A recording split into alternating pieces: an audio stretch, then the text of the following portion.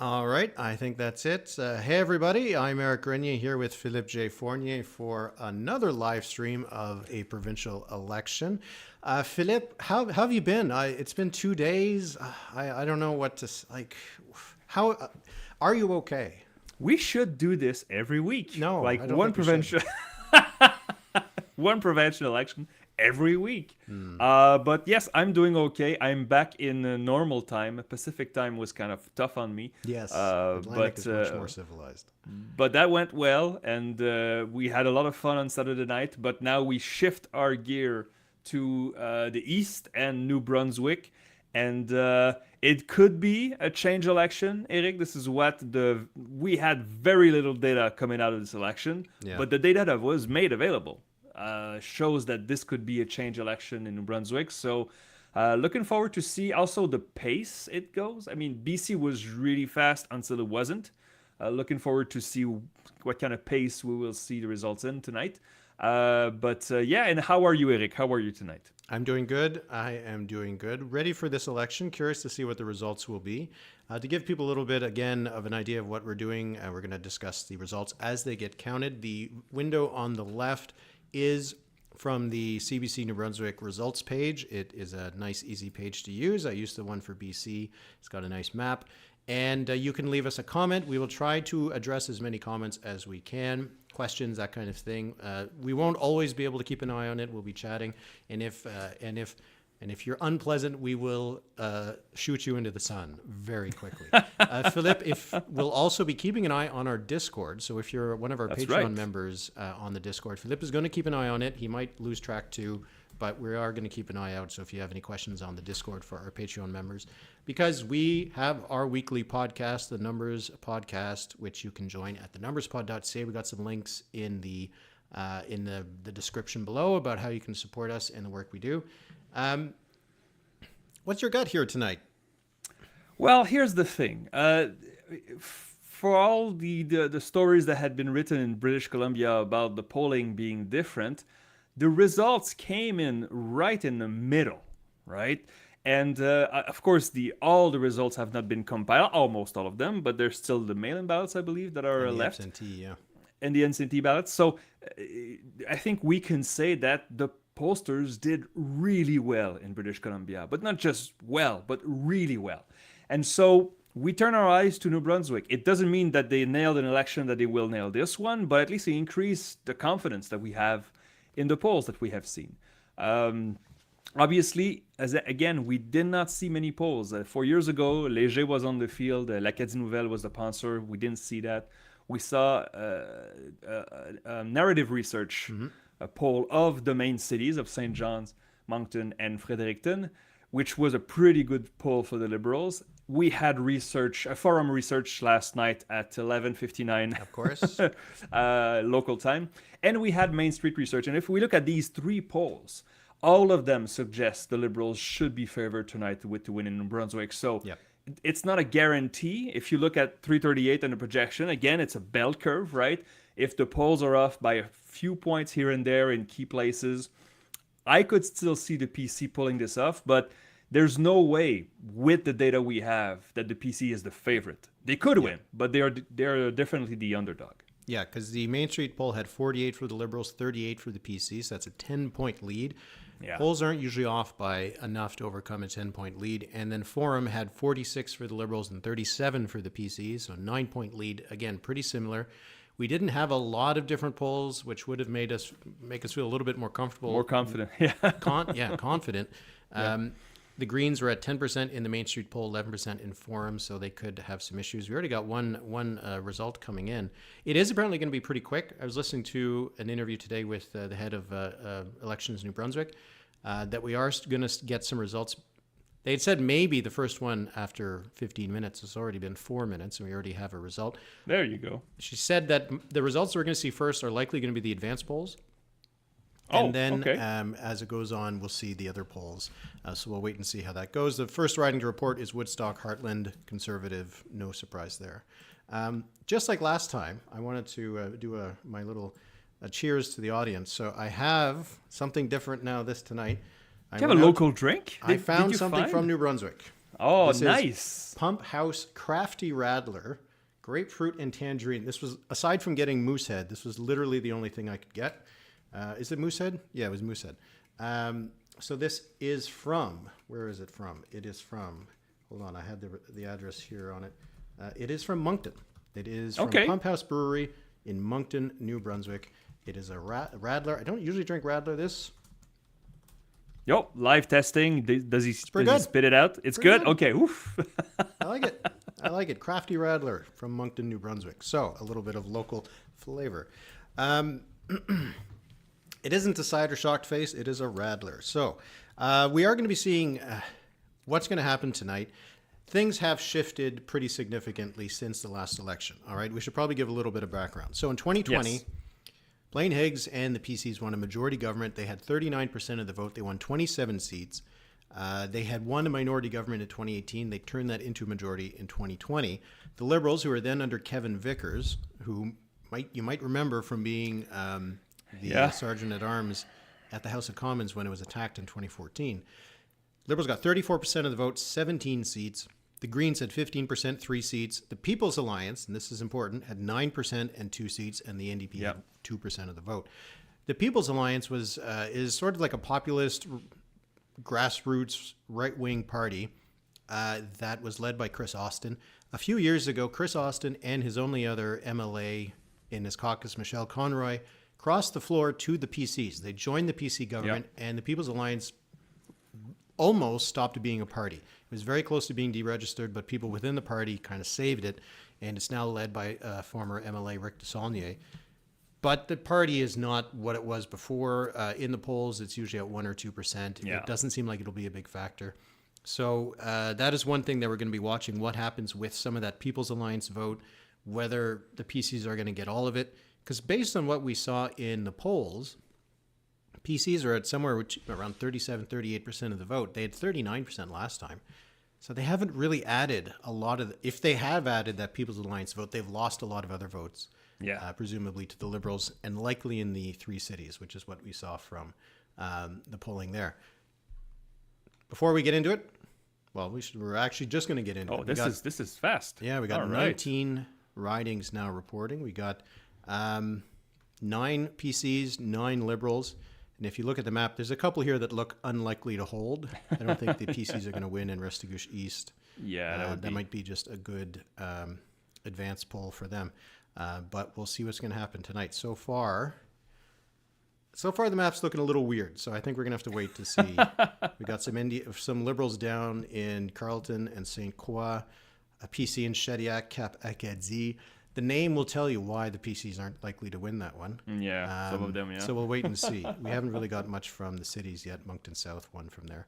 So we'll wait and see. So what was your final projection for the New Brunswick election? 28 seats for the Liberals, 19 for the PCs, and what's left? 2 for the Greens.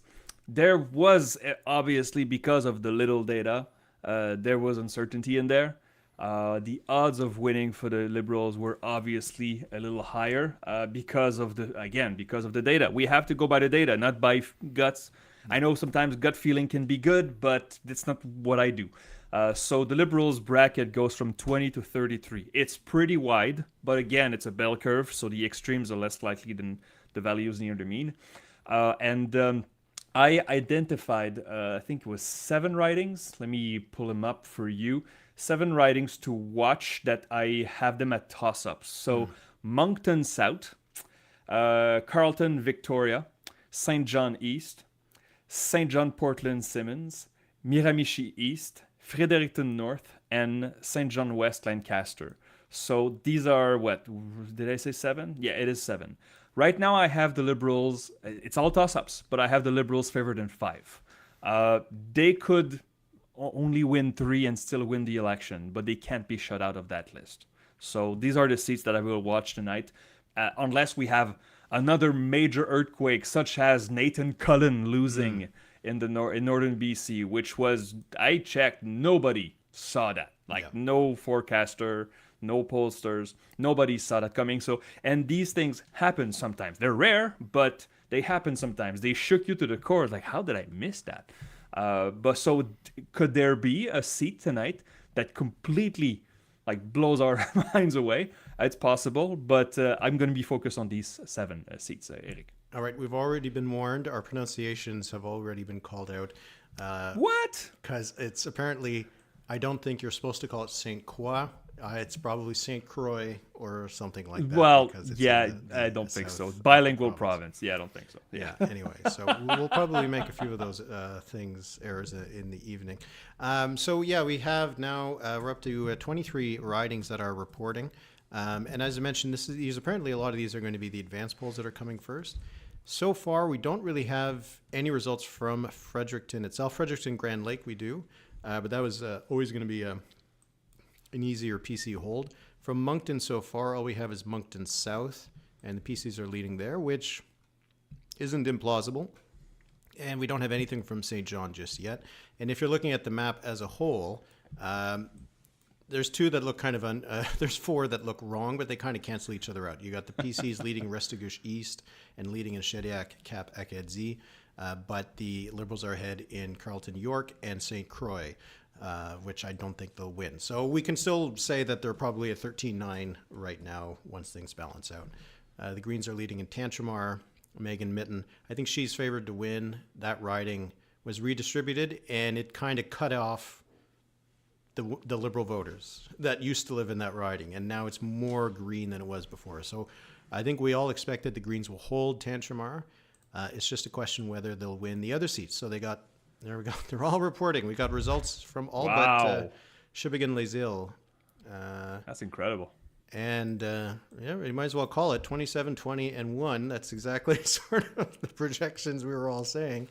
New Brunswick is going exactly as we'd expect in these early counts. So we got a decent amount of polls already counted, 132 of 733. Hey, we're going to be done in 45 minutes. 43% for the Liberals, 42% for the PCs, 12% for the Greens. How about the other parties? 1% for the People's Alliance, 1% for the NDP. Let's not go nuts. I see Fredericton North. It's 2 votes for the Liberals, 1 for the PCs, and 1 for the Greens. So hey, every vote counts. That's right. Yeah. We are going to watch all of these seats here in Fredericton. So Fredericton South Silverwood, that is where Susan Holt is running. And there you can see 100%. She has 100% of the votes. I think we can call it. Yeah, I think, I mean, there's only one way to go from here, and it's going to be down. So she is in this riding, Fredericton South Silverwood, which used to be partially David Coon's riding. So there's a lot of Green votes there. So the question was whether those Green voters will move over to the Liberals because the leader candidate is there. And then Fredericton Lincoln, David Coon is behind, and there are a decent amount of votes there. He moved over to this riding because his riding, like I said, was cut in half. And this riding didn't have as many Green voters as the Fredericton South riding did. So he might be in for a fight to keep that seat. He's down by 24 votes. So that'll be something to watch. I don't think we're expecting Blaine Higgs to be in any trouble in Quispamsis. He's although he's tied with 11 votes apiece. So yeah, let's quiet down. But we should stress, Éric. I mean, for those who know, they know. But the new map in New Brunswick, it was not just a tinker of the map. It was just not changing a bit the borders. Many places in the map were completely butchered, including the capital, Fredericton. The seats were completely changed, and so David Coon had more than one option to try to retain many of his voters. So Fredericton Grand Lake was an option. Is it? No, it's not Grand Lake. Sorry, Grand Lake is Chris Austin. It's Lincoln. Sorry. Yeah. So it was one of the options, but it was not the only option.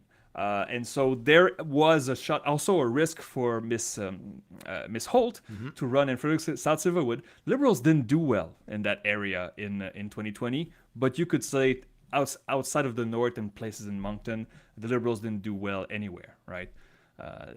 One of the polls that we saw from Narrative, and for those who saw it, it's on my website, but the poll in the cities, in St. John, the swing measured in the polls was massive. I mean, I took the transposition, thank you, Kyle, for your transposition of the data from 2020 into the new map, And if you take the ridings that are in St. John and around, it was over 60% of the vote for the PCs, and I think the Liberals were just under 20. So that's almost a 40-point gap. And yet, the polls that we saw in St. John's, the two parties were essentially tied. So can a party survive such a swing? I mean, perhaps they can win all razor-thin margins in St. John's, but the odds are they will suffer some losses there. There was a question from Social Minds about the NDP. Why are they not a factor here? The NDP That's a long has never story. really Go ahead. Yeah, they've never really been much of a factor in New Brunswick. They've only ever won a single seat. It was their leader's seat. Alison Weir? She was able to win, or Alison Brewer, sorry, or Elizabeth Weir. Alison Brewer was the successor. One of those two was able to win a seat in St. John. Anyway, the NDP has struggled to make inroads in New Brunswick. Their last decent run was in 2014 when Dominic Carty was leader of the NDP. He's now leading the Future Canada Party. He was a PC cabinet minister. Yeah, of course. Now he's federal. But after the 2014 election, the Greens won a seat, and they more or less supplanted the NDP on the left. In the 2018 election, the Greens went from 7% to 12%, and the NDP went from 13 to 5. And in the last election, the NDP was just in shambles. They couldn't find a leader. Their interim leader had to become the permanent leader. They didn't run a full slate. They got less than 2% of the vote.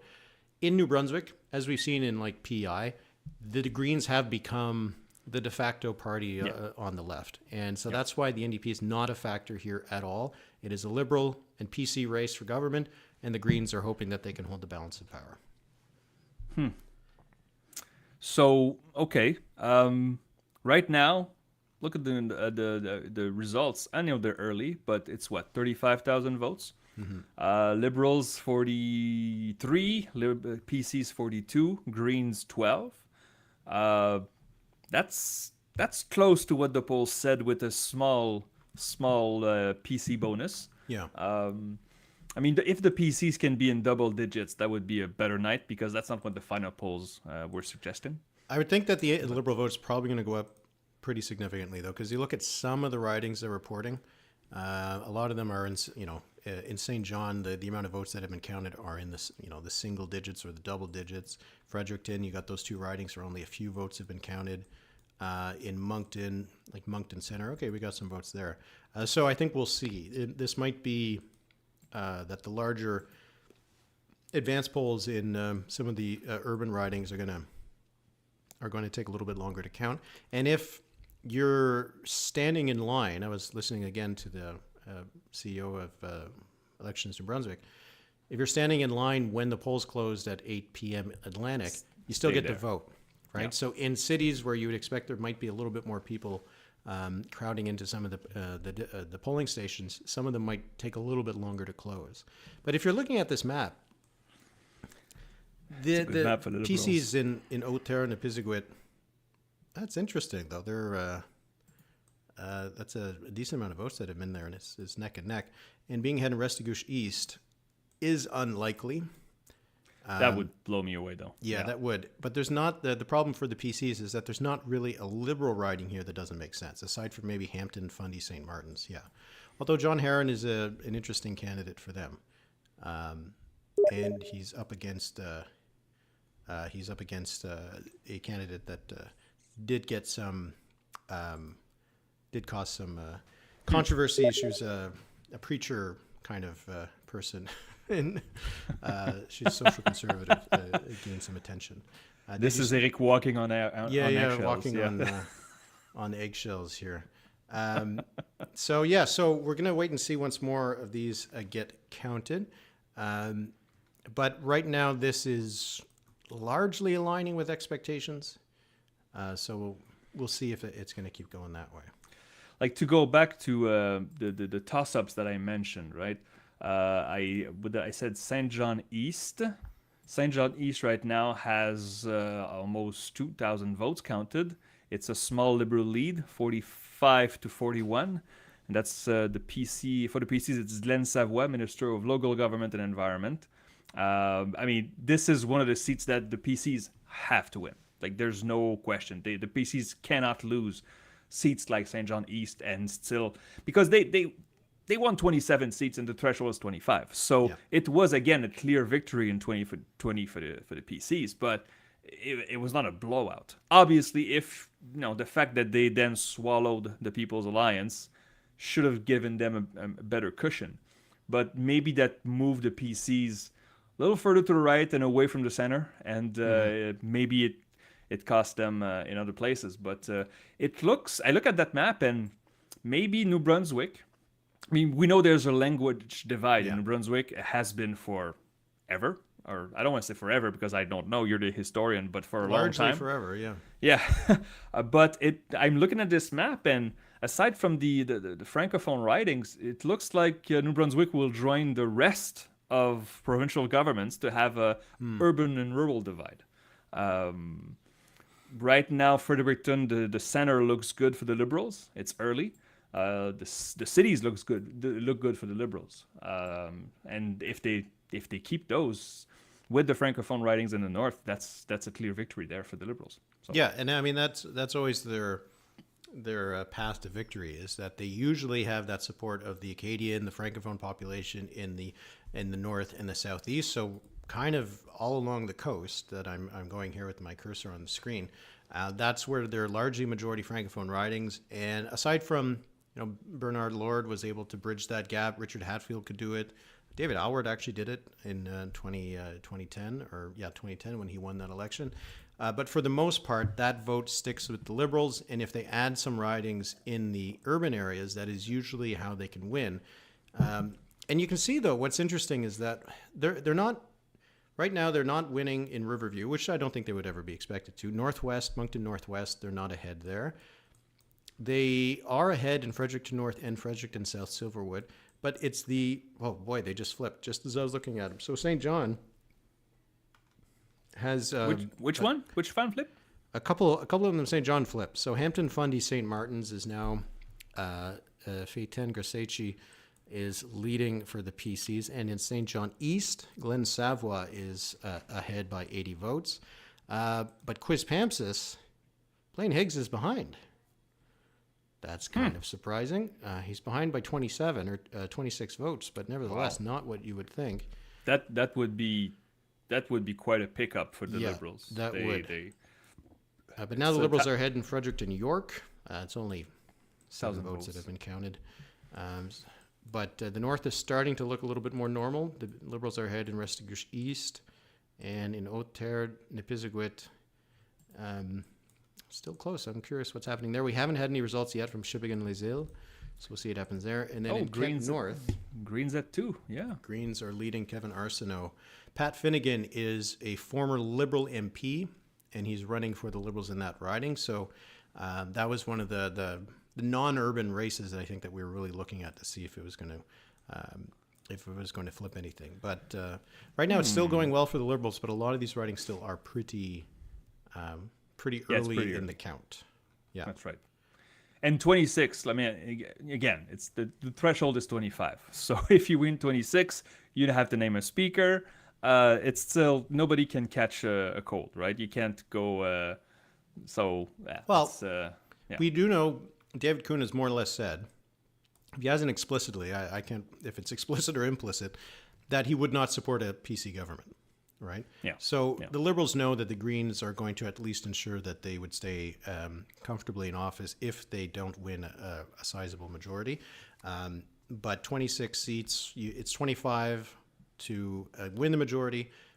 But right now it's 26 to 22 for the opposition, and we're still waiting for Sheboygan-Les-Îles to come in, which is almost certainly going to be a Liberal seat.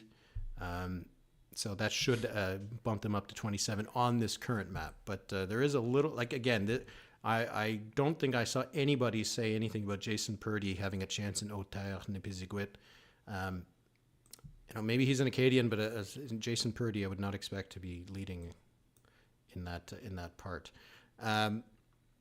But this is looking like what we would have expected with the kind of poll numbers that we had seen. Yeah. The PC, I mean, for those who saw last night's forum research poll, I mean, we know forum research can be a little, what's the word I'm looking for here? I remember that in their 2020 report that they published again at 11:59 local time, they had not updated their the field dates and the sample size from 2018. Oh, So nice. yeah, there were some mistakes in there. Doesn't mean the poll itself is not is wrong. It's just that the poll report had some mistakes. In Forum Research poll report, it calls 2 seats for the People's Alliance. Yeah. You have to think this is a copy paste gone wrong from 2020. Yes, Because I think so. I mean, even Forum says the People's Alliance was at 2%. I'm sorry, they're not winning any seats with 2% of the vote province-wide. I don't care how like local effects, and so not let alone 2 seats. So yeah, we Forum Research. Thank you for your numbers, but Thank you for your careful, service. Yeah. careful with your reports because they look a little time with hastily made. Yeah, they do. Because I'm just looking right now at Fredericton Grand Lake, which was won by the People's Alliance, Chris Austin. He's at 58% as a PC. He's not with the People's Alliance. Rick Desaulnier is running there. He's the People's Alliance leader. He has 5% of the vote. And the other riding that the PCs, or I should say the People's Alliance won, It was Miramichi, right? yeah, it would be Miramichi East. Michelle Conroy, looking like she's going to be fine, 52% of the vote. People's Alliance does have a candidate there, again, 5% of the vote. So not really splitting anything, causing any problems for the PCs as it stands. Yeah. The St. old John People's Harbour. Alliance. St. John Harbour was a riding that used to be good for the NDP. Just as we're talking about vote splits, they're at 3% of the vote here. Again, not causing a problem for the Liberals. They're at 60% in St. John Harbour. And St. John Portland Simons, they're at 57%. That's huge when you think about how poorly they did in St. John last time. St. John West Lancaster, 51%. Like these are results that are pointing towards the Liberals winning this, not I wouldn't say handily, but winning a majority. If they're putting up numbers of 50% plus in St. John, that alone, if that is the only thing that you knew, That's right. you would say that the Liberals probably are going to win a majority government. And about the Greens here, they have 2 seats, which was not, I want to say a consensus, but it was a fairly popular pick, 2 seats for the Greens, but it included the leader's seat. And right now, how are they doing? They have well, it's okay. It's Fredericton Lincoln. Oh, he's in it. 11 vote gap between him and Daniel Chippen. It's close. It's close, but look at the 29% for the Liberals, though, in that riding. That's a good result for the Liberals. Yeah. Bad result for David Coon. That's what I'd said. Would those voters sort themselves out? The former Liberals go to the Greens in Coon's riding, and the former Greens go to the Liberals in Holt's riding. Susan Holt is winning in Fredericton South Silverwood, but look at that. The Greens are second. That's interesting. I would not have. I would have thought that a lot of the Green vote would have gone to the Liberals, and the PCs would still finish second. These are not very good results for the PCs in Fredericton, right? Because we had seen some polls suggesting that there was one poll that had the narrative poll had the Liberals ahead in Fredericton. Main Street and Forum had more or less a neck and neck. Yeah, it was close. In the Fredericton area. Or I think Main Street might have the PCs ahead. But anyway, the Liberals right now are... No, they're not ahead in Fredericton, New York. We need to wait and see until that comes in. But the fact that they're doing so poorly in Fredericton South Silverwood and as well in Fredericton North, again, too small. We're going to have to wait and see. We do have some that at least the CBC is calling as elected. So that's Chuck Chiasson in Grand Falls, Vallée de Rivière, Saint-Quentin. So that's an easy win for the Liberals there. And they've also won in Beausoleil, Grande-Bouctouche, Kent, Benoit Bourque, 70% of the vote. Wow. Yeah, this is why that vote inefficiency has historically been a problem for the Liberals, that they win these northern ridings, 67% in Restigouche West, 51% in Restigouche East. Caraquet, they're at, it's a tie there, 50% with 1 vote apiece. But anyway, it just doesn't look like it's as inefficient as before, right? Because they're getting some 60s and some 50s in the north, but they're also getting some 50s in St. John, which balances things out. Huh. I mean, I look at this right now, and so far it's a good night for the Greens. I know they're not winning. People will say, "Hey, they're last place." Yeah, but 13% of the vote. I know it's early, but it's a good number. Their leader is still in it, even though he's trailing the PCs right now. And with 3 seats, there are far more chances of them holding the balance of power if the Liberals should drop below 25. So that would be an ideal. I mean, right now we could have a similar scenario, albeit less dramatic than BC. BC is pretty tough to beat, right?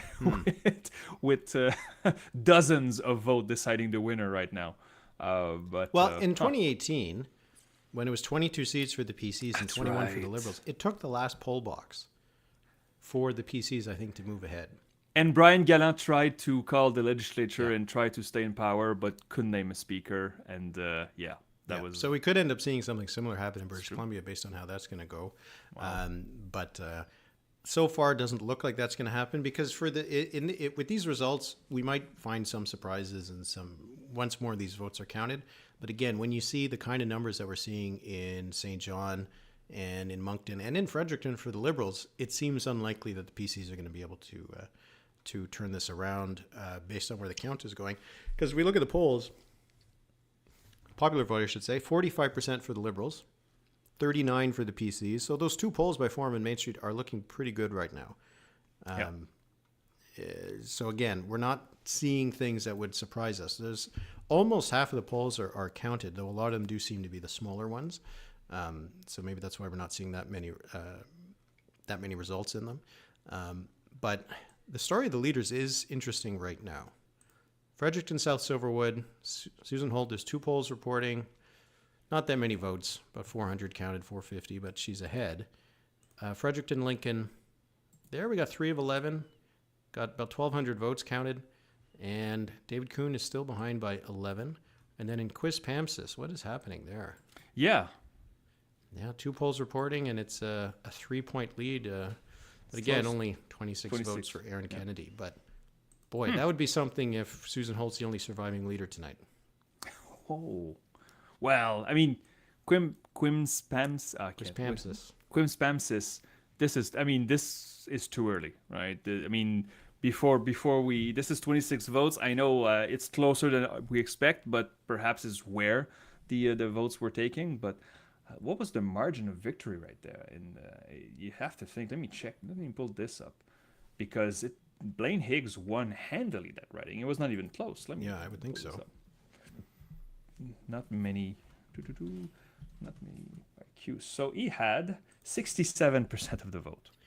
He's got 44 right now. And more. Wow. Now that's half the polls we're looking at 2,000 votes now for Aaron Kennedy and just under 2,000 for Blaine Higgs. That guy's making cabinet if he wins. That's not looking good for Blaine Higgs. But David Coon has now moved ahead in Fredericton Lincoln pretty decisively, actually. 8 of 11 polls reporting he's got 2,481 votes, and Daniel Chippen has 1,549. These are some big poll boxes that are being counted. So that looks pretty good for David Coon. Wow. Okay, David Coon should be okay. We'll see, but Susan Holt over in her riding, she's ahead by 1,400, so she seems like she'll be okay in hers. It's now up to 30 seats for the Liberals, 17 for the PCs. One of those 17 is not Blaine Higgs right now. This is a surprising development. I don't think anybody had Blaine Higgs as being in serious danger in his riding. I mean, I'm looking at St. John East right now. The PCs are back in front, but I would have picked Quispamsis before St. John East for the PCs.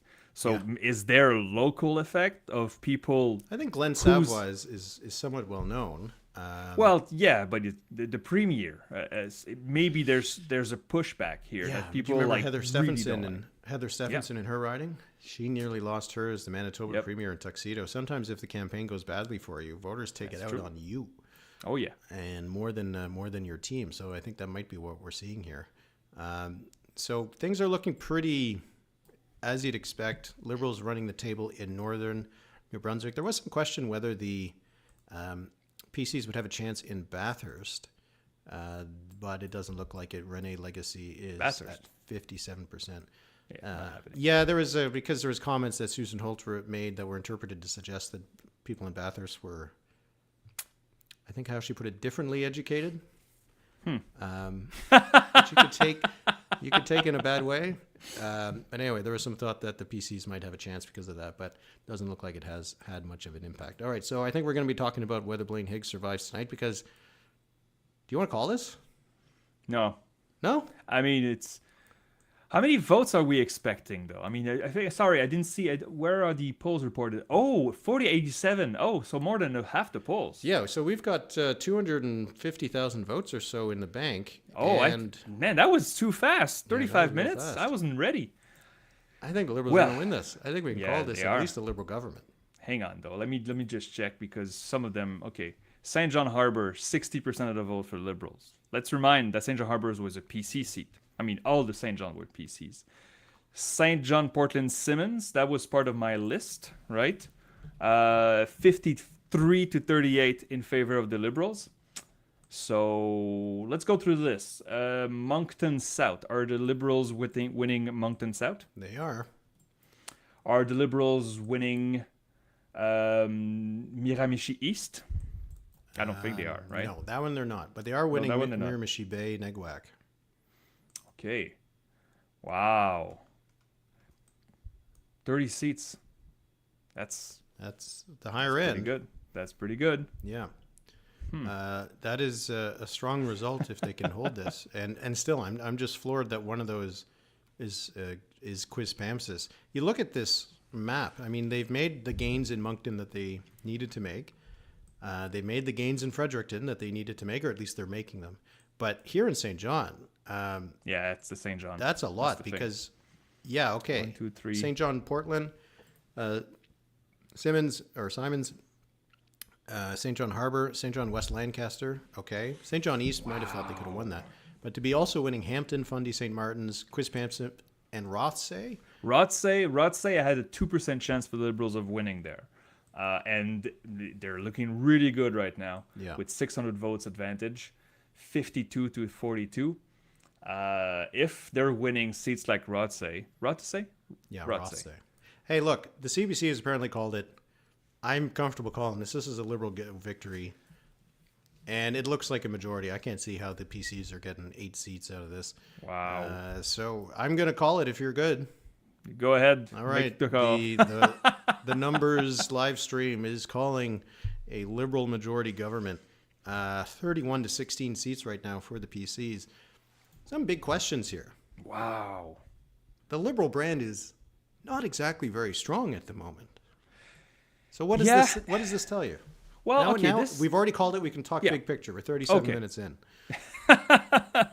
I'll say this because I've been asked this question by journalists and staff throughout the country. Oh, the Liberal brand is done. It's okay. In the West, in BC, Alberta, Saskatchewan, there used to be a PC party, right? I know Saskatchewan still has one, but it's irrelevant. Nobody talks about the PC brand in danger. They've been replaced by something else, right? And the NDP governments of Wab Kinew, well, I know it's Manitoba, but of Rachel Notley and the Horgan and David Eby in BC, are they like socialist, far left? I mean, some people would say that, but they would not be the consensus. They just been replaced. There's a center left party that used to be the Liberals that have been replaced. It's just branding. So unless the Liberals here were the main center left party and still are, and I think this branding thing is overblown. It really is overblown. In the Maritimes, the NDP is not a big thing. I know they ruled once in Nova Scotia, but the NDP provincially, it's not there because the Liberals take that space. It's the ideas, the progressive ideas are still there in every province. It's just that the branding has changed. So, but Susan Holt right now, probably one of the most popular Liberal politicians in Canada, even though she's not well known for most of the country, but she will be now. So. Yeah, I wonder if 31 seats now. In British Columbia, you could say that David Eby and Justin Trudeau, same fight, whatever you want to say, that they're, two sides of the same coin kind of thing. And voters went to a party that they don't know much about. Candidates, virtually none of them were MLAs. Here, if the referendum was between Justin Trudeau and Blaine Higgs, from everything we've seen, that is a competitive fight in terms of the least popular person in that province. Yep. Right? So if Blaine Higgs Absolutely. tried to make this that a vote for Susan Holt was a vote for Justin Trudeau, for a lot of voters, they might have said, yeah, but I still kind of like Justin Trudeau more than Blaine Higgs, right? Because he was, in poll after poll, Oh, yeah. least popular, if not the least popular, usually among the bottom three, premiers in the country. I think this showed the test of Justin Trudeau's unpopularity, that there are some people who would lose an election to Justin Trudeau, and I think Blaine Higgs, we've seen from these results, and a strong campaign from the Susan Holt Liberals, that we've seen that Blaine Higgs is one of those people.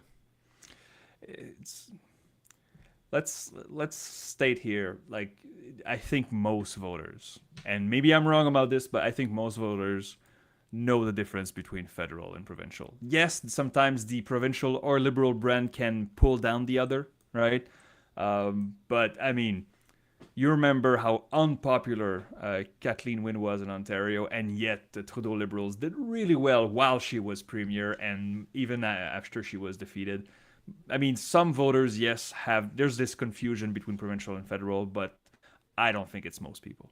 So. Yeah, but I don't know. I've never really thought it was confusion, although sometimes I think it is. I think it's more that they're seen as being in the same team, right? Yeah. That if you're upset with the Liberals, you might be upset with the Liberals in New Brunswick as a proxy. Not that you blame them for it, but you're, you kind of say that, well, if you're friends with Justin Trudeau, then I don't like you. So I do think there is that can happen. But here, clearly, it wasn't that much of a problem. 48.5% right now is the share of the vote for the Liberals. When Brian Gallant won in 2014, they had 43%. So that's just giving you an indication of how things have kind of shifted, that she is doing really well. You got to go back to the Frank McKenna years to find these kinds of numbers, I think. Well, I'd have to look at Sean Graham in 2006. I don't have that in front of me. Yeah, but Sean Graham was short-lived too. But that's why we keep forgetting about him. But he had a good election. So yeah, and there's 35% right now for the PCs, which would be underperforming the polls. And I'd say and again, I don't want to make too much of it, underperforming by a significant amount how Pierre Poilievre would do in New Brunswick right now. Oh yeah, Green Party at 14%. They're that beating is their high. polls. That is really high. They're beating their polls. And the NDP surpassed the People's Where are Alliance, they? 1.3%. Oh my! But they're still below their 1.7% from last time. So the PA really is done now. I mean, I think after this, you don't come back from that. Yeah. They'll have to rebrand into some kind of People's Party or something. But hey, here's something. Okay. Blaine Higgs is still behind in Quispamsis. Not by a lot, but he's still behind. Chris Austin isn't. He's winning in Fredericton Grand Lake. There you go. Would it be too much of a full circle? Yeah, would it be too perfect, I think, for Chris Austin to go from being leader of the People's Alliance to crossing over to the PCs and then taking over the party? I mean, you call that pulling a Daniel Smith, right? It's this would be a perfect. You can't beat him, join him. That's right, join him and then overtake them. There you go. Yeah. All right, so the two green seats right now, one of them is not Kent North. Those are the two we expected, though. Yeah, I guess so. I guess Kent North would have been the least likely of the three. It was the third, yeah. Kevin Arsenault is behind right now by about 600 votes. That's a bit of a loss for them because Kevin Arsenault, David Coon, tries his best. But Kevin Arsenault was the francophone kind of representative for the Green Party in New Brunswick. So to lose him would be a bit of a loss. He had a history with the Société Acadien in New Brunswick, so that would be a bit of a loss for them. Megan Mitten in Tantramar, as we suspected, on track to be elected there. You're looking at the cities. I mean, the Liberals did pretty much win everything they had to. They're not winning Riverview. That was going to be too tough. But all the actual Moncton ridings, all Liberal. Moncton Northwest, still very close though, so we can't call that. Moncton South, big victory there for Claire Johnson. Moncton Center, another big win there for Rob McKee. And Moncton East, Alexandre Cédric Doucette, 60% of the vote. So they did what they needed to do in Moncton. Wow. And St. John Harbour has been called for David Hickey. So that's they were shut out last time. They were shut out in St. John. I mean, this was the most that was the most likely they were going to win back. But yes, they were shut out, and now they're winning by, what is it, 27 points? It's not even close. Yeah. It's wow. And I'm still floored by what's happening in Quispamsis. I would have thought that was an easy one for PCs. I think we should take some questions. So, well, I mean, okay. So, if people who are members of our podcast can join our Discord, and on the Discord we have lively chats, respectful but lively chats about all the provinces and some various topics. And so, I would like to take this opportunity to take questions from our Discord, from our members. So, if you have questions about New Brunswick or anything related to recent politics, but let's keep it to New Brunswick for now. Do you have any questions? But go ahead. Or if you want to comment here on YouTube, go ahead with the questions, and Éric and I can take some, because I feel like we will not go to bed too late tonight. No. It's going to be... It's 45 minutes in, and we already have a projected winner. And is this... Okay, Éric, is this too fast? Like if we had one of our home province election, like Ontario or Quebec, being over after 45 minutes, would we be disappointed? Yeah, I would be. Ontario goes pretty fast, and it just comes flying at you. But I don't know what you like. What do you want to do? You can't artificially slow the count. Like for me, a good length is like 3 hours. Like in the third hour, you start to wind down. You know the winners. You make some analysis. We could have a cabinet speculation, and then we call it a night. But 45 minutes is too fast. We just got started. I didn't finish my first drink. Vodka soda here. Wow. Draco Gallium, thank you very much. Talking about the McKenna miracle. So we're far from that. So in 1987, the Liberals won 58 of 58 seats. Yeah. Clean sweep. Was it 58 or 57? I think it was 58. 58? Okay. No, they won 58 of 58. They had like 60% of the vote. Richard Hatfield's PCs, they'd been in power since 1970. And Hatfield had some personal scandals, and people were pretty upset with him. And they just got shellacked. Creamed. They dropped down to 0 seats. What's 58? And in the next election, they actually got surpassed by the Confederation of Regions Party, which was an anti-bilingualism party that showed up. They finished second, formed the official opposition in 1991. The People's Alliance, in a way, was a bit of a successor to it. They weren't as fervently official anti-bilingualism as the old core party was. But yeah, 1987, a clean sweep. I think it had happened once in PEI. It was PEI in the 30s, right? Yeah. But apart from that, it was the only time that ever happened. And what the Liberals did was they assigned someone to be the official opposition to ask questions in the legislature, which would have been awkward. What are you gonna do, right? Yeah. I mean, the thing is, I know it was a long. Floor, became the leader of the official opposition. Just sit as an independent, make a little extra money, and be the leader. That's right. The leader of the opposition. I mean, it was after a long reign of the PCs, and as we said, the tumultuous end of the PCs. But I think we could agree that this is not good for a democracy. No, you do, 40% of New Brunswickers hadn't voted for them in that election. They had 0 opposition. But if you're watching election night and you know you're going to win, and you see the results come in and you realize, oh, we're not losing anywhere, that must have been a very strange feeling. Then the next day, it's almost uncomfortable. Right? So no opposition, but yeah. There's a question from Riley Elder. I don't know if you had any questions on the Discord, but... let me just look at it. I can't talk and read at the same time, so you talk. It was just thoughts on Dominic Carty starting that new party. Because Dominic Carty was, as I mentioned earlier, the leader of the New Brunswick NDP in 2014. He crossed the floor. No, he didn't cross the floor. He didn't win. He eventually joined the PCs, ran for them in 2018, became a minister, was reelected in 2020. Had a falling out with Blaine Higgs, left the party, started the Canadian Future Party, which is supposed to be a centrist party.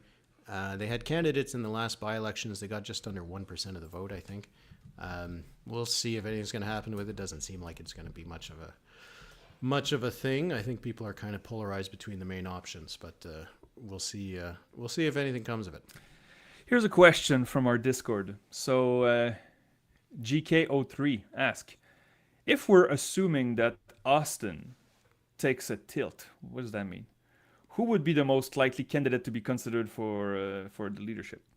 Okay, so I guess that means if Chris Austin doesn't want Yeah. to be PC leader, who else would you see? I know it's kind of early, but we're having fun here. I mean, who would you see as PC leader? I mean, it could be, since we're maybe starting a cycle in New Brunswick where the Liberals could be there for a little while. Yeah. Until, the usual screw up after a decade and then I mean, maybe it could be somebody low-key to rebuild the party. Somebody who has a safe seat for the PCs. Well, I'm just looking at the cabinet because the CBC page has the cabinet here. Margaret Johnson, maybe? Agriculture? Fisheries? I mean, Ernie Steeves is the Minister of Finance. That would normally be. It would be, yeah. Northwest, what's happening in Northwest? He's losing in Northwest. A lot of this cabinet's going down, so it's hard to see who it could be. Did we have Hampton Fundy St. Martin's going Liberal? No, that's a bit of a surprise there. That? You wonder if any of the Conservative MPs might be wondering. Might take think about it. Especially someone like remember John Williamson, who was going to run for the. Who was considering a run for the federal Conservative leadership. He could maybe decide he'd like to run, be an opposition leader rather than a backbencher in Pierre Poilievre's government. There might be those kinds of choices made, but I don't know. It's going to be interesting to see what's going to happen here. Because also, when you talk about New Brunswick and leadership races, Blaine Higgs was a known figure. He had been a minister in Allward's government and all this kind of stuff. But Susan Holt came from outside. Yep. She didn't have a seat. Brian Gallant didn't have a seat. Kevin Vickers didn't have a seat. The last three Liberal leaders were all people who were not MLAs at the time. So for the PCs, it could be someone who's entirely outside of the orbit of the party right now, at least in our view. There might be someone who... Bernard Lord. How about Bernard Lord? He can wrong province. Yeah. But also, I mean, sometimes we would look at the federal level. Nobody sitting as a conservative federally is switching right now to come to New Brunswick. I mean, they're probably going to be an MP for a while there. So the provincial PCs here cannot just hope to get help for the federals, from the federal counterparts. It won't happen. I wonder how, just to kind of bring this into federal politics right now, it's setting up to be a tough week for Justin Trudeau. He's apparently supposed to get if I understood correctly, he's supposed to get the letter tomorrow, and then on Wednesday he is supposed to be confronted by the MPs that are hoping that he steps aside. I wonder if he even takes a point and be like, look, Liberals can still be elected. We're not dead yet. I mean, if you wanna spin this, and I mean it would be spin. I stress spin. He could say, well, it's two provincial parties that closely aligned with Pierre Poilievre that lost this week. Well, one it would be incredibly spin. Votes. Yeah, exactly. I think if Trudeau makes that point, I think the whole country is going to roll their eyes, including Liberal voters. So I hope he doesn't. But I mean, if you want to spin it, it's Susan Holt was campaigning, and it was red signs with a big L, but it was not. We couldn't see the word Liberals on their signs because, again, they don't want to be a sign, to be mixed with the federal Liberals. But you can be sure. I'm pretty sure that Justin Trudeau will want to have a shaking hand sessions with Susan Holt very soon. Now that she's elected with a majority, perhaps she can say, "Okay, I'll give I'll make you a favor." But yeah, I've got at least 4 years. You're talking about Hampton Fundy St. Martin's, and we also got a comment about it. John Herron is leading there for the Liberals. Now he is a former PC MP. Oh, that's right. I remember that. He had been elected as a PC MP before the merger, and I think then he crossed the floor to the federal Liberals, and I think he won at least one election as a Liberal. He came back to run for the Holt Liberals, and this was against, as I said, Fétine Grassetchi. I don't know if anybody watched Infoman. She was one of they had a profile of all the strange candidates, and she was one of them. She has her own Christian evangelical kind of YouTube channel or something like that, and has had some somewhat wacky views, or at least let's say alternative views. And it did become a bit of a controversy when she won the nomination, and it was the signal that the PCs have moved more towards social conservatism versus the old red Tory tradition of the PCs in New Brunswick. So it could be that it's John Herron, who's a well-known person in that part of the province, who is winning this on his own, or it could be a reaction against the candidacy for the PCs here. So that would be, I think, a bit of a surprise and a bit of a bonus. But just like looking at St. John in general, they got the bonuses right now of defeating Blaine Higgs, still trailing. Is that so, huh? 350 votes. Or 150 votes, I should say. So it still It's is stable. very, very, very, very close, but it shouldn't be a close riding. I mean, let's not kid ourselves though. I mean, did you see the schedule of Blaine Higgs yesterday? Did you see that? It was reported. They released the schedule of the leaders and the premier in this case to the media, and it was no event scheduled for a Sunday before an election. So I think they knew. And also, this, if he does lose, he doesn't have to sit in a legislature and have to face the person who beat him. You just say, "Well, I got beaten, and that's it for my political life." So perhaps maybe the effort was not all there in the last stretch. If they might have got some bad news at the end, they might have suggested, well, he had spent some time in Edmundston. It doesn't look like it helped. Jean-Claude Damour has 82% of the vote in Edmundston, Vallée des Rivières. Wow, 31 seats. Yeah. Caraquet, 89% of the vote for Isabelle Thériault. Those are some big numbers. Shippigan-Les-Îles, So question, 75%. Yeah, go ahead. Question from our Discord. This one is for you, Éric. Okay. So, can you explain to those who are not familiar with New Brunswick politics the language divide in New Brunswick? Well, I say this with a smile because I know it can be again walking on eggshells, but walking on eggs. But you go ahead, explain to those who don't know. all right. Oh, and thank you, GM, for the very nice little tip. Or Thank tip you, jar. appreciate that. Appreciate it. So, yeah, it's long been the tradition in New Brunswick that the Francophone North and Southeast has voted Liberal, and the Anglophone South has voted PC. There's lots of reasons behind it, and they're not only limited to New Brunswick. Really, since the First World War, we're going to go back that far, when there was First the World issue War. of conscription. Wow. Yes, and the Conservatives imposed conscription. Francophones, French Canadians, were very much opposed to it. And ever since then, because before in the John A. Macdonald years, the Conservatives were able to win among Francophones, ever since then, there's been this element of the Conservatives being the Protestant Anglophone party and the Liberals being the Catholic Francophone party. And you've seen this throughout history in Quebec, in New Brunswick, in Ontario, for a lot of it there. The first Acadian premier, Peter Vigneault, in New Brunswick, was a Liberal. He was appointed. He didn't win an election. I think he came leader in around 1920. The next election campaign, the Conservatives ran we'll call it a not kind campaign, more or less running a linguistically and ethnically motivated campaign against having an Acadian premier. Louis Robichaud, who was the first Acadian premier elected, was a Liberal. So there is just this history of the Liberal Party and Acadians in New Brunswick.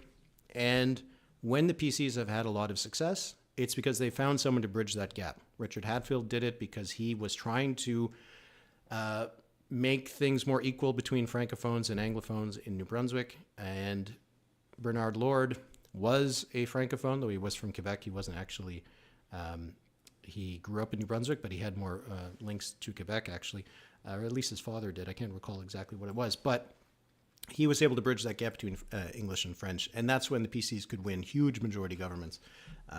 But we're seeing that the old linguistic divide, which seemed to be maybe breaking down a little bit in the 2000s, early 2010s, is back in pretty strong force because all of the Liberal seats in the north and the southeast are in those francophone areas, and the PCs are more or less running the table in rural anglophone New Brunswick. So those old patterns hadn't changed. What's changed in this election is the urban areas. Another question regarding that from our Discord. Embo Coin asks, do you think the PCs could go for a francophone leader to try to break that, to try to win into traditionally liberal territory? Because again, the last two PC wins for Higgs, what is it, 21 seats and 27? Mm-hmm. Good results, but not dominating, right? No. If they hope that 2020 map replicates itself, that means they lose 3 seats and they're done. So do you think they could go for a francophone leader? I mean, they could, and they probably would have a better shot of winning, particularly against Susan Holt, who speaks French but is not a francophone, is not an Acadian. But you still got to win a leadership race, right? And the way that the PCs have their leadership races, I think it's still just, I think they have a weighted vote system, but it still is, you sign up a lot of members, you can win. It would be a challenge, I think, for an Acadian to win the leadership of the PCs, but it could be one path back to it. But there has been a lot of change over the last little while, right? Sean Graham was one term, David Alward was one term, Brian Gallant was one term. Higgs only got 2 terms, but it was a term and a half. Is Holt going to get 2 terms? Who knows, right? So the PCs might just have to be patient. They might just have to wait.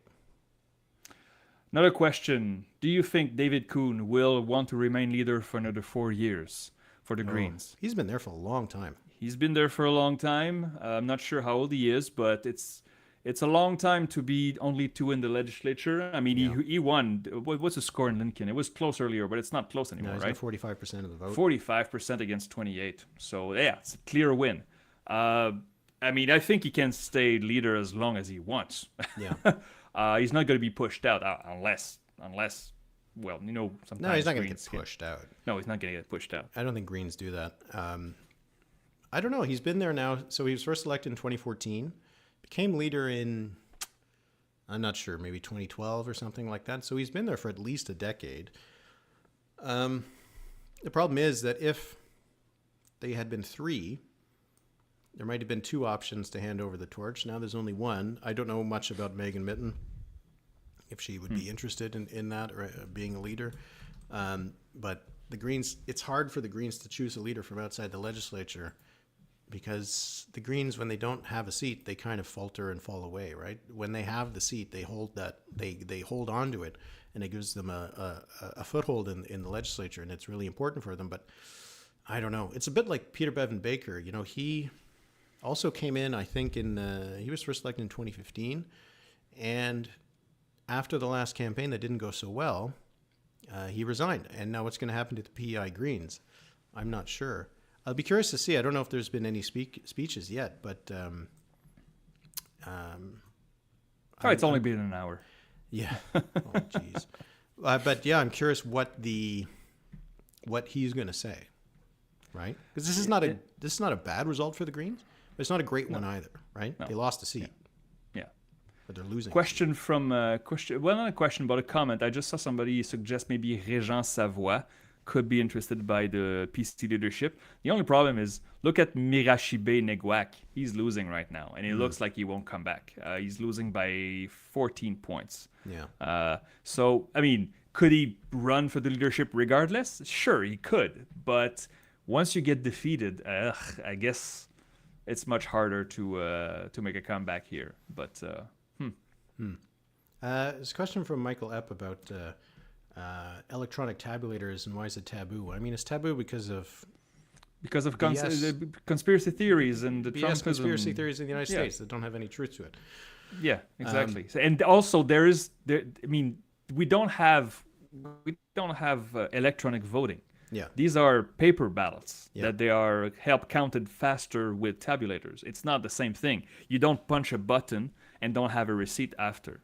We have paper ballots everywhere in this country, and I don't think that's going to change anywhere. No. So I think in some municipalities maybe you can vote electronically or you can vote by the internet. Oh, really? Is that so? Okay. I think not for any big ones. I don't think, but I might be wrong. But yeah, like the tabulator here, it's the tabulators. In the States, the the obsession with those things is because in the States they actually have electronic voting things, but here there's still paper ballots you can count. You can do a hand count to check any voting in Canada.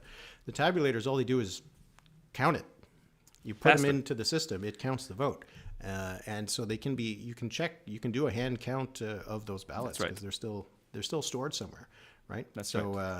So that's why people's concerns about it, especially in Canada, don't make much sense because we don't have an issue. There's still paper ballots. You can still count them. There's no. You can verify. That's the thing. You can compare it. It's so no.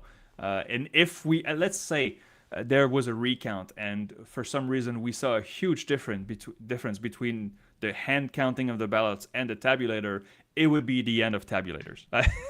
These are tested by, in this case, Election New Brunswick and other independent election entities in this country. So But New Brunswick had, I think it was 2 elections ago.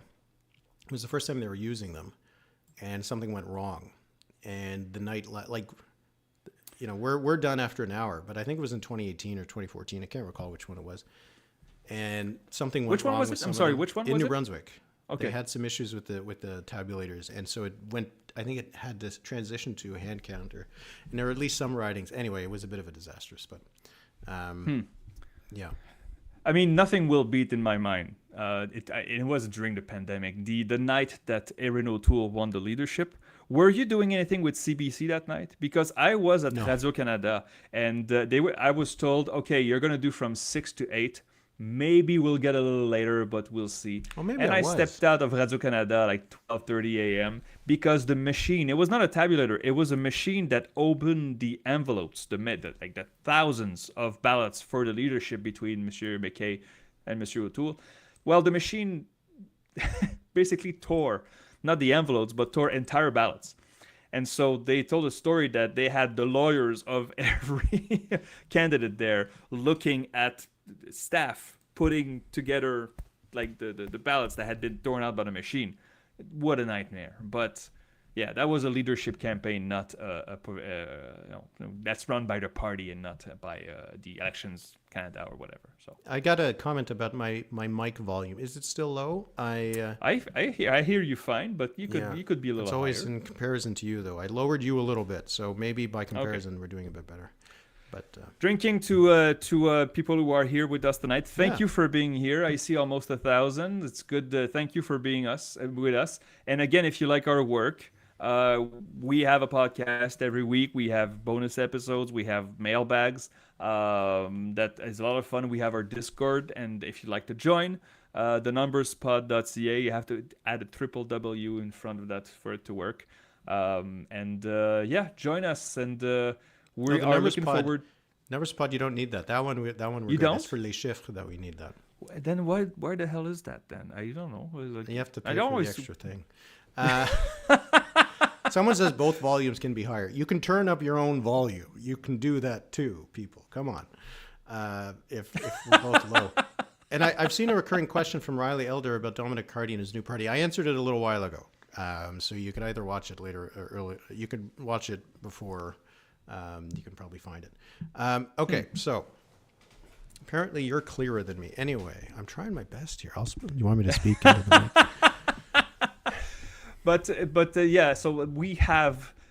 So we have Saskatchewan next week. Yeah. But Éric, thing is, you have to know people. Éric really is still a big shot in Canadian media, and so he will be doing the election evening. With the CBC in Saskatchewan, and so we won't do a live stream because I can't do it without Éric. Yeah, I'm sorry. I'd be too lonely. But we have elections coming in the next year, right? So Nova Scotia is coming. It's scheduled in July, but apparently it might be called next week. Well, that's what I read. I'm not sure about next week because I'm a bit tired now. They should ask me. But July is dumb. So please don't have a July election. We know that Ontario is coming.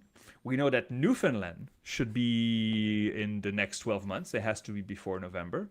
And of course, the big one, the federal one. In the spring, Éric, what do you think? Probably in the spring. I looked at the calendar, and May 12th looks pretty good. They can't be May 19th because it's a holiday. But May 12th, so failing budget and then a spring election. Looks pretty good. Yeah, we'll see. We'll see. You had raised a glass, so just to remind you, because I'd said it at the beginning, that I am drinking a New Brunswick Radler from Pump House from Moncton, New Brunswick. I found it in my local LCBO. It is a combination. I don't usually drink Radlers. This is a combination of beer with grapefruit and tangerine flavors. It's quite good, actually. Yeah, it's pretty good. good. I like it more than my the cider I had, the BC cider. Is it strong? Because your BC cider was pretty strong. It was 7%. What is this? Ooh. 4.7. It's much more. Oh, reasonable. okay. There you go. Yeah, so I'll be okay. Yeah. Still 31 seats. It looks we're getting very close to the end here, right? And yeah, 31 seats is on the. I mean, my range went up to the maximum that I had. The absolute max was 33%. But with 33 seats. I'm sorry. But with 33 seats, it was with the polls being wildly wrong. The Liberals are close to 49% of the vote right now. Yeah. This is even higher than what Main Street had. It's within the margin of error, but Liberals are beating their polls. Greens are beating their polls. The PCs are not. This is a surprise, I must say. Yeah, and the biggest surprise is probably not King Center, but Quispamsis. Still trailing for Blaine Higgs. He's behind by 141 votes, but there's only one poll left to go. Wow! So his night might be over before us. And when you're saying it's the number of votes that there are, I still left counted. Only 2 ridings have a margin of less than 100, right?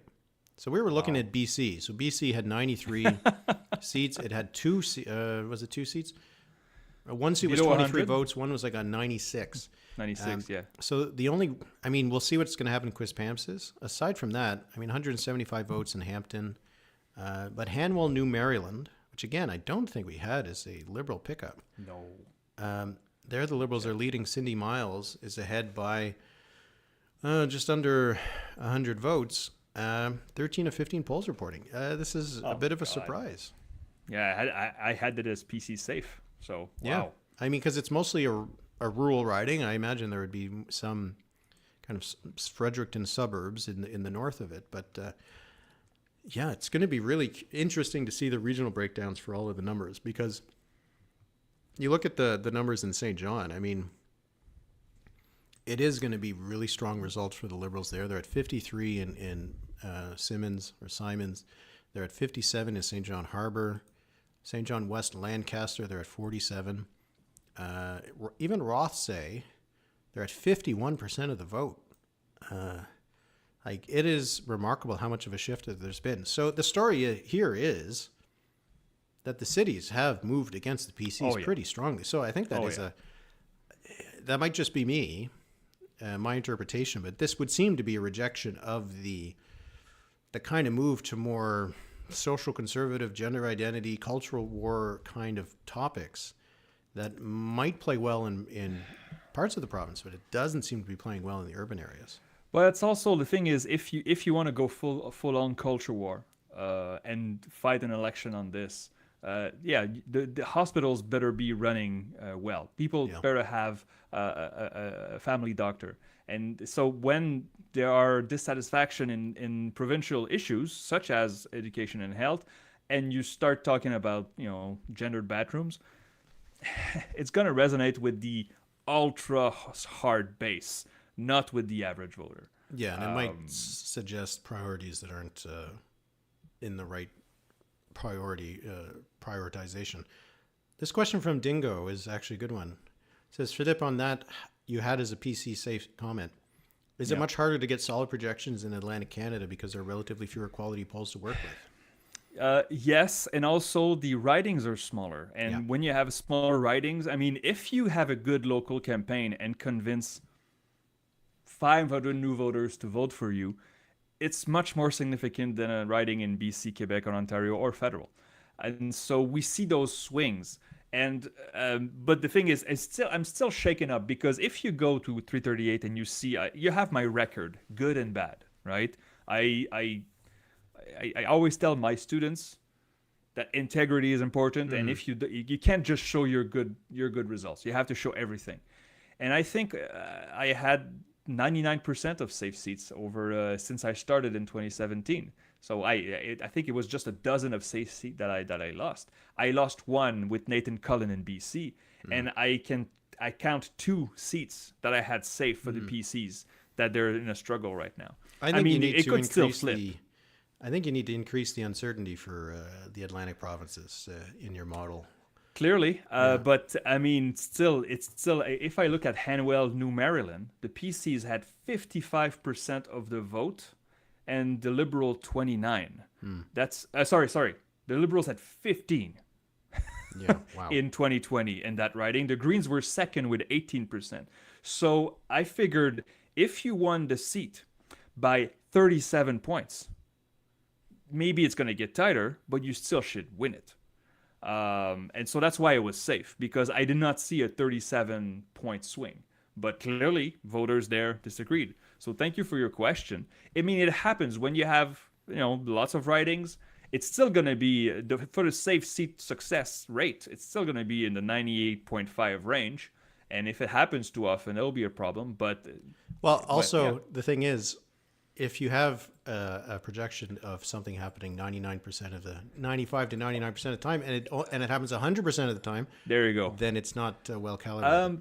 Éric, quiz I know, I got it just turned dark. I got it up on the just turned screen. dark. Wow. The count is completed in Quiz Pamsis. Aaron Kennedy Premier lost. has defeated Blaine Higgs, the incumbent premier, by a margin of nearly 200 votes. It was a close one, 2 percentage points between the two of them. But you know what? There's no excuse for Blaine Higgs. Yeah. The Greens had 5%. The NDP had 4%. There wasn't a People's Alliance candidate. There wasn't anybody to split that vote. And that is a big loss. Big loss for Blaine Higgs. I don't think that was projected to happen.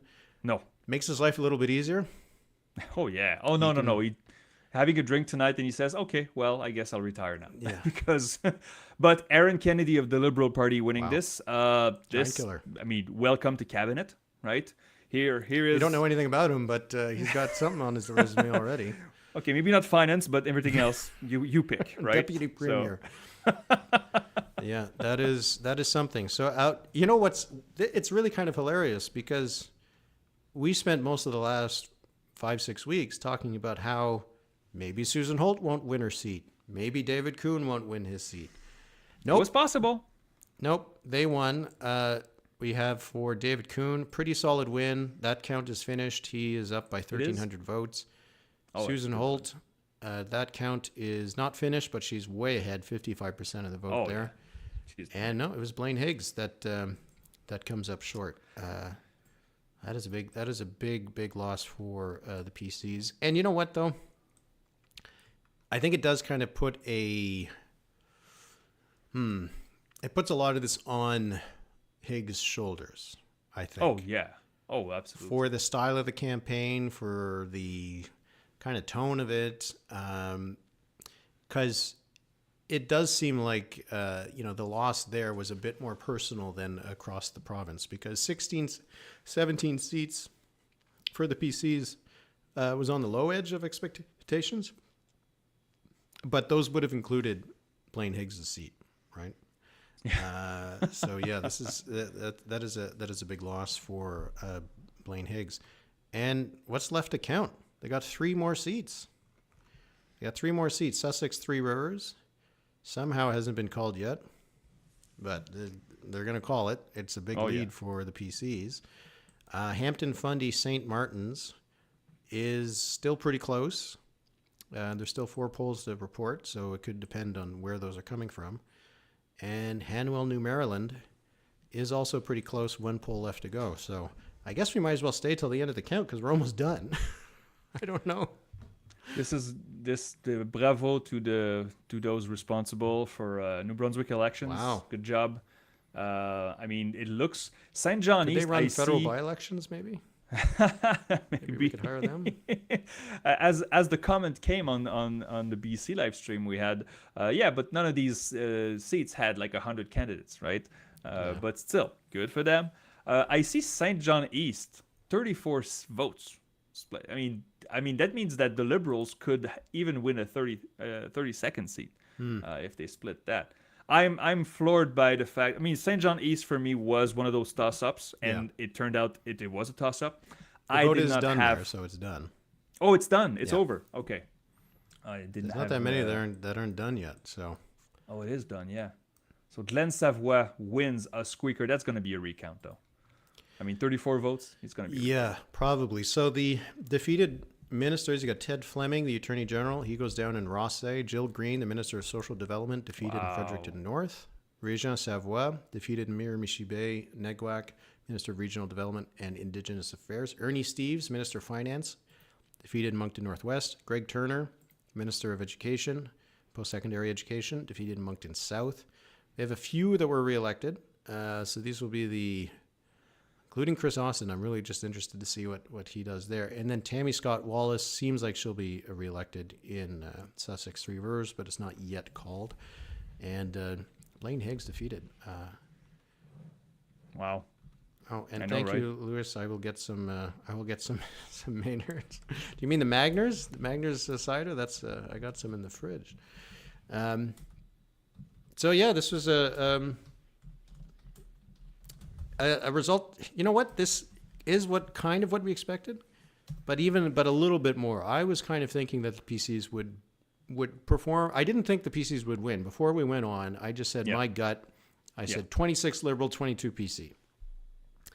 Nope, it's only. I had 19 for the PCs, so within range. But I mean, this is a bad result. This is a worse result than Kevin Vickers had for the Liberals. Yeah. So and I think we all agreed that was a pretty bad campaign from that version of the Liberals in New Brunswick. But 35% of the vote. I mean, let's talk about the polls here. Not on the dot. I mean, I would say Main Street has the Liberal number right there. I mean, they said 48. I see 48.6 right now. So congrats to Main Street. But the PCs really underperform, and the Greens, even though they didn't have a full slate, almost 14%. This is really high. So, and I remember looking at the polls last night that had the Greens at 9, and I had my map in my files. I was like, how do I get the Greens down to 9%? And I didn't, but I waited past results and stuff. But I see the Greens. I mean, they have something to build on. 2 seats is a poor harvest for them. They will be disappointed, I'm sure, but that's something to build on. So. Yeah. So we'll see what's going to happen with the PCs next. So that at least there's got one leadership race there, and Louis. I see it. It is the candy you were talking about, so I'll get myself some candy. But you look at the PC results. 2018, they had 32% of the vote, and the People's Alliance had 13. Right. So together, there was 45% of the vote for what is now the PCs, because they swallowed up the People's Alliance. And in 2020, it was 39% for the PCs and 9% for the People's Alliance. So again, you're at about 48%. And now they're at 35. And you look at how the other parties did. 1% for the NDP, 0.8 for the People's Alliance. This was, there's been talk of how in a lot of areas the country is moving to the right. Did not happen here in New Brunswick. I wouldn't say that Susan Holt was running as a left Liberal. She criticized the carbon tax and the carbon pricing scheme that the federal Liberals have. But I wouldn't say she was running as a right-of-center Liberal either, right? Yeah. It's an interesting result here that I wonder if you're Andrew Furey and you're looking at this and you're thinking, hey, maybe I still can win as a Liberal. Maybe it's time. Maybe we'll see an election call in Newfoundland and Labrador by the end of the night. What do you think? By the end of the night? Yeah. Well, it's kind of late right now for people. Go wake up the LG. Come on. Let's go. Let's call it right now. Let's do the election tomorrow. Yeah. But seriously though, so now we have 2 Liberal governments in the country, so Mr. Furey and a third is in not alone. Yukon. Let's not forget the good people in the Yukon. I don't. I don't cover them, but that's true. Sure. Yeah, Yukon. And another woman premier. She is the first in New Brunswick. Am I right about this? Yeah, Yes, that's true. First so that is woman something premier. worth noting. First a woman to be elected as premier of New Brunswick, Susan Holt, joining with other provinces that have already done that. There's still a few that haven't. She joins Daniel Smith as the only female premier in the country right now. We'll see what happens in Saskatchewan. Carla Beck's, maybe she has a shot. We'll see. But something to note, because it was getting pretty one-sided there at the premier's meeting. There was a few years ago, back in, I think it was like when Paul de Marois was there, in the short time that she was there. I think women. there was five or six, Yeah. So we're a long way from that now, but at least there is that. That is a notable achievement for New Brunswick. And Christy Clark, Alison Redford. Who were the other ones? at the time, you had yeah, Clark, Christy there was Clark, Alison Redford, there was Wynne, Marois, Wynne, four. Kathy Dunderdale That's it. in Newfoundland and Labrador, and I think that was it. Yeah, Well, that's so there fine. would've been That's pretty good. We were at 0 for quite a while there. Yeah, So, but, yeah. So, Okay. so I think we will close up shop at 8:30. Yep. Final thoughts here. What do you think? Okay, so over under our next stream. When is the next election in Canada? Well, we know Saskatchewan, but as I said, Saskatchewan, Éric, the big shot, is doing the evening with the CBC, so we won't do a live stream. When is the next election aside from Saskatchewan? What would you say? Well, if Nova Scotia, if the rumors are true, then I guess we could have Nova Scotia before Christmas. Ontario will go in the fall, in the spring if they go early. Probably in the early before spring the Feds. too. Yeah. Maybe Newfoundland and Labrador might want to go before the Feds too. And there is going to be the by-election in Cloverdale-Langley City, which I think is going to be a bit of a snoozer. It's going to be like a 30-point Conservative win. I don't think it's going to be much of a draw. But maybe they do it in Halifax at the team it up with Halifax, so we could watch that one. That would be okay. We also will have 2 very fun by-elections in Quebec, one in Terrebonne and one also in Arthabasca. Maybe. Well, it's gonna come. It's gonna come when the federal election is called. That by-election will be called too. So, but Terrebonne is gonna be a fun one. We'll do a live stream in French. Oh yeah. So okay, hang on. So do we have to redo this live stream in French now? Like I the hope whole you thing? remembered everything you said. OK, alors commençons. Bonjour tout le monde. Les libéraux sont en bonne position ce soir, I would say. Yeah, so we're gonna call it a night. And I would like to say thank you, people. Thank you for your tips on YouTube. Very much appreciate that. Yeah. Appreciate your support. Please go to thenumberspod.ca to sign up for our podcast. We do weekly episode plus bonus episodes in my mailbags. And we have a great crowd in the Discord, election nerds, and I say this with the most affection possible. So please join us and support our work, and thank you for being here. I don't know, Éric, if you have last words for tonight. I think that'll sum it up. I have links below this video, so once we say goodbye, you can go click on one of them. You can go check out Philippe's site, 338canada.ca for the substack.com for the projections. You can go to the writ.ca for my Substack, and you can go to the numberspod.ca to support our podcast. We appreciate it very much. It also is why we do these things. If we weren't doing the podcast, if we weren't getting the support from our members, we'd probably not take the time to do this. So thanks very much for everybody, and thanks for being a pretty good commenting crew tonight. We've had worse, I'll say that. So we appreciate it. So thanks to everybody, and good night.